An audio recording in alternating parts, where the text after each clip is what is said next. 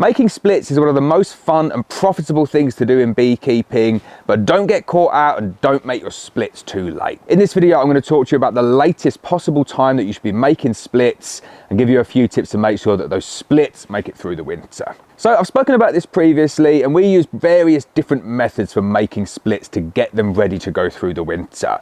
You can start making your splits up in May with a single frame of brood, a single frame of stores, and just trickle feed them, keep them going and let them build up really slowly and naturally. And as long as you get to the point around mid-July, back end of July, where they're filling a 6-frame box, they are going to be absolutely fine to go through the winter.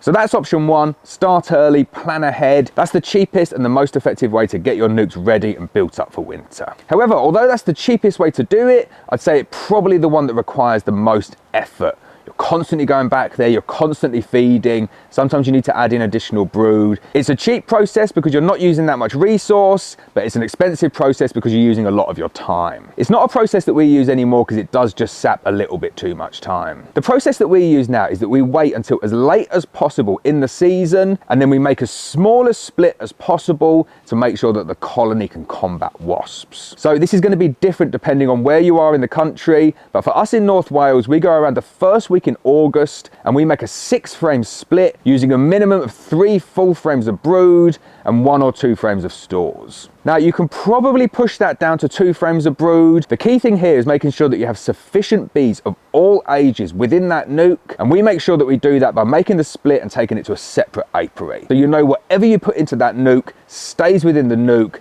doesn't drift back to its hive, and you can immediately feed from the day that you move it to the new apiary. Don't get caught out making splits like that, putting it in the same apiary. All that happens is the old forager bees go back to the original split, tell all their mates that there's loads of feed in this new nuc, and they just go and ravage everything. You end up losing the queen, losing the brood, losing the food, you lose everything. Believe me, I've been there. So that's the technique that we use. Reason I'm doing this video though, and it's the middle of September here at the moment, so I'm going through some of my colonies at the moment, and I'm so tempted to make up some more splits. And it just got me thinking about kind of what happened to me maybe 4 or 5 years ago.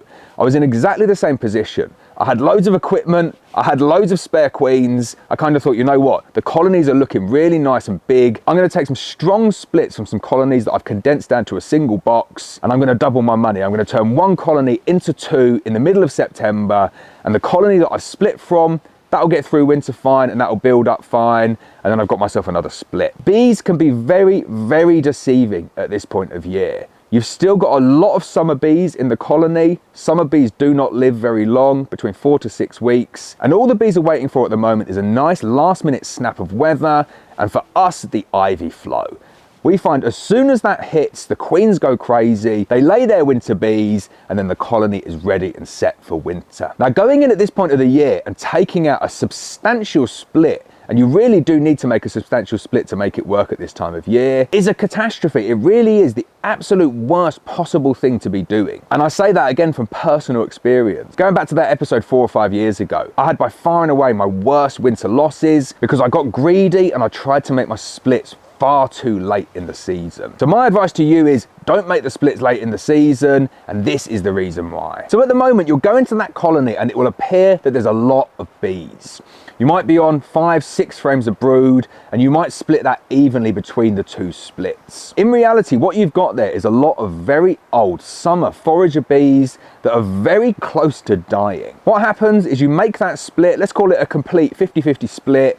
You go away, you take it to a new apiary, you've got a complete, even, balanced 50-50 split, and then within, say, a couple of weeks, the numbers have dwindled. You've got nowhere near as many bees there, which means that the respective queens in both of those colonies can't produce anywhere near as many winter bees, which means that the overwintering cluster size of both of those colonies is dramatically lower than if they were to stay together in a single unit. That's the prime reason why you get really bad overwintering success if you make your splits late in the season like that. So this video is a direct result of someone saying, how late in the season can you make your splits? I'm doing the video middle of September, and I want to do a video for those people looking into their colonies at the moment thinking, I can turn 1 hive into 2, or I can turn 10 hives into 20. And I just want to tell you from my own experience, it really is getting a little bit too late to do that. Latest for me, first week of August, 3 frames of brood, 1 frame of stores, good shake of bees in there as well. Fill the box up with bees. You're giving not only the split time to build up and get strong for winter,